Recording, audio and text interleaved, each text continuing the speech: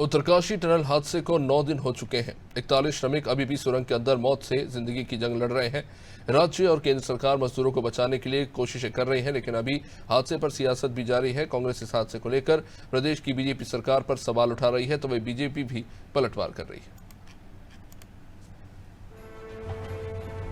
एक तरफ जहां पूरा देश दिवाली में अपने घरों में अपने परिवारों के साथ खुशियां मना रहा था, वहीं दूसरी ओर ये मजदूरों का तबका मजदूरी कर अपने परिवार की दिवाली को खुशहाल बनाने के लिए काम कर रहा था। लेकिन चंद पलों में ही एक हादसे ने कई जिंदगियों को खतरे में डाल दिया। उत्तरकाशी में हुए टनल हादसे में अब भी 41 लोग फंसे हुए हैं। केंद्र और राज्य सरकार इस जंग को जीतने की पूरी कोशिश कर रही है, लेकिन सरकार को अब तक कोई कामयाबी हाथ नहीं लगी।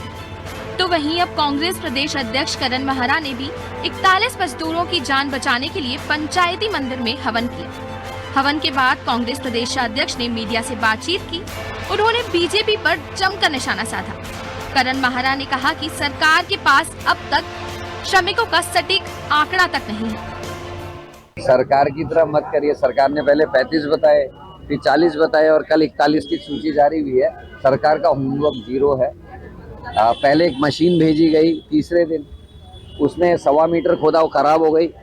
उसके बाद दूसरी मशीन हरकुलिस से लाई गई, उसने 24 मीटर खोला, उसके बाद कहा गया खराब हो गई। लेकिन हकीकत ये थी कि पता चला कि उस रास्ते में जहाँ से ड्रिलिंग कर रहे हैं उसमें अंदर एक जेसीबी और गाड़ी भी फंसी हुई है, तो वो वैसे भी कामयाब नहीं होना चाहिए था। अभी भी कोई फुल प्रूफ प्लान उनके पास नहीं है कि वो कभी कह रहे टनल हम फलानी जगहों से करेंगे, कभी कह रहे टनल हम यहाँ से करेंगे 250 मीटर, कभी कह रहे 100 मीटर यहाँ से टनल करेंगे। तो जब आप ही सशंकित है, अभी तक आपने कोई चीज अभी निश्चित नहीं की है, तो आप क्यों लोगों के बीच में गलत संदेश देने का काम कर रहे हैं? तो वहीं बीजेपी के प्रदेश महामंत्री आदित्य कोठारी भी पीछे नहीं हटे। उन्होंने कांग्रेस प्रदेशाध्यक्ष को ऐसे हालातों में भी राजनीति नहीं करने की हिदायत दी है।